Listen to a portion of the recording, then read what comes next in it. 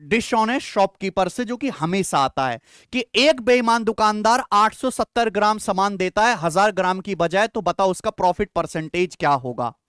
यानी कि वो ग्राहक से मेरे दोस्तों क्या करता है, ग्राहक से 1000 ग्राम का पैसा ले लेता है, लेकिन ग्राहक को देता कितने का है मेरे दोस्तों, केवल 870 ग्राम सामान ही देता है। 870 ग्राम सामान देके 1000 ग्राम का पैसा जो है दुकानदार ने ले लिया अपने ग्राहक से। यानी कि दुकानदार ने प्रॉफिट किस रेशियो में कमाया, इस रेशियो में। तो यानी कि दुकानदार को 130 ग्राम का प्रॉफिट हो गया 870 ग्राम सामान देने पर ही। क्लियर है, ये आएगा मेरे दोस्तों, और ये 100% आएगा मेरे दोस्तों, परसेंटेज में निकालना है ना। तो ये कितना आएगा बेटा, 1200 और 15 सत्ते 105, 1305 हो जाएगा, यानी कि 15% से हल्का सा कम आएगा। तो इसका आंसर 15% से हल्का कम था। कर लिया ना, 14.89%। हाँ, 15% से हल्का सा कम, वही मैं आपको बता रहा हूं। पेपर बेचने का दावा करता है चावलों को, लेकिन 1 किलोग्राम की जगह 870 ग्राम का दे रहा है, नकली चावल दे रहा है, मतलब नकली वजन दे रहा है एक तरह से। चावल तो क्या ही वजन दे रहा है। तो परसेंटेज प्रॉफिट बताओ। मान लेता हूं कि 1000 रुपए में 1000 ग्राम उसने खरीदा। 1000 ग्राम क्यों मान रहा हूं, क्योंकि 1 किलोग्राम की जगह तोलना है, तो 1 किलोग्राम में 1000 ग्राम होते हैं, तो आपको एक कंपैरिजन करने में दिक्कत नहीं होगी।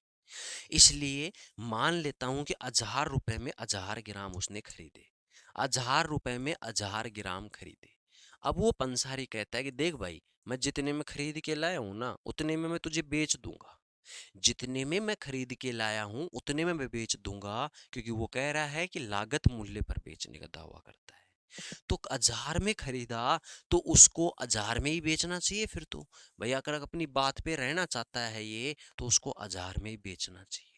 लेकिन क्या वो पूरा 1 किलोग्राम दे रहा है क्या? जी नहीं, पूरा 1 किलोग्राम नहीं दे रहा, मात्र 870 ग्राम दे रहा है। बताओ। हाँ यार, सिर्फ और सिर्फ 870 ग्राम दे रहा है। तो कितना प्रॉफिट हुआ सर? 130 का। 130 का हुआ ना, 8 1 9 1 10, 130 का प्रॉफिट हुआ कितने पर? 870 पे। और परसेंटेज के लिए कर दो भाई गुना 100। 0 से 0 खत्म हुआ, ये 1300/87 हुआ। 1300/87। पहली बार तो भाग एक बार ही जाएगा, ऑप्शन पे नजर रखना। अभी यूनिट डिजिट वगैरह कोई काम नहीं करेंगे, क्योंकि ऑप्शन देखो नियरेस्ट में है, एग्जैक्ट नहीं है। 87 से एक बार भाग गया सर, 87 कम 87, यहाँ से बच गया 13 30 43, यानी 430 बच गया। अब इसमें 87 का भाग करना है। अब तुम मुझे बताओ, या तो एक के बाद में एक आएगा, या 5 4 8, मतलब अपना काम हो जाएगा यहीं। अगर मैं 5 बार भाग दूं, तो 5 7 35, 5 8 40 और 3 43, यानी 435 आता है 5 बार दूंगा तो।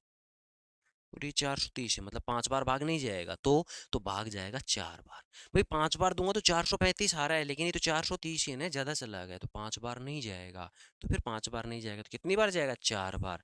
और अगर एक के बाद 4 आएगा ना, तो एक के बाद 4 आएगा, तो 3 ऑप्शन देखना नहीं है, आंसर आ जाएगा 14.94%। और यही आपसे क्वेश्चन पूछा था। बताओ। हाँ यार, क्लियर? नेक्स्ट आओ। कहता है एक पंसारी लागत मूल्य पे चावल बेचने का दावा करता है, लेकिन 1 किलोग्राम के स्थान पर इतना बेचता है। तो कस्टमर कहता है कि सर जी 1 किलो चावल दे दो, यानी 1000 ग्राम की डिमांड है, लेकिन पंसारी दे रहा है 870 ग्राम। बस यहीं से खेल जाओ, 0 से 0, यानी दोनों का अंतर जो आ गया 13 डिवाइड बाय 87 और इंटू 100। बस अब दोस्तों करना कैसे है भाई, ईमानदार आदमी हम लोग। तो 1300 ऐसे लिखा, 87 ऐसे ही भाग देंगे, कहीं ना कहीं एक बार में तो जाएगा। 10 में से 7 गया 3 आया, 12 में से 4 मतलब 8 गया तो 4 आया 0। अब कितनी बार जाएगा? अगर मैं इसमें 5 का गुणा करता हूं तो 8 5 40 ज्यादा हो जाएगा, तो 4 का गुणा होगा, यानी 14 पॉइंट समथिंग। लेकिन देखा जाए 5 का गुणा करें तो यह बिल्कुल थोड़ा बहुत अंतर आएगा, यानी 15 से कम और 14 पॉइंट समथिंग एक ही ऑप्शन है। 14.94% इज द राइट आंसर। अरे देव